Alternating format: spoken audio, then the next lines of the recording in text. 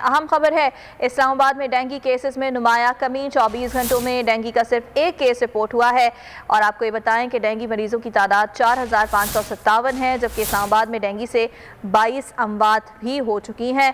और अब ये देखा जा रहा है कि केसेस में नुमाया कमी वाक़ हो रही है और 24 घंटे में सिर्फ एक केस रिपोर्ट हुआ है, जबकि इस्लामाबाद में डेंगू मरीजों की तादाद 4557 है और डेंगू से 22 अमवात भी हो चुकी हैं। ताहम अब ये देखा जा रहा है कि जो मरीज़ हैं उनकी तादाद में नुमाया कमी देखने में आ रही है और सिर्फ एक डेंगू का केस गुज़िश्ता 24 घंटों में रिपोर्ट हुआ है।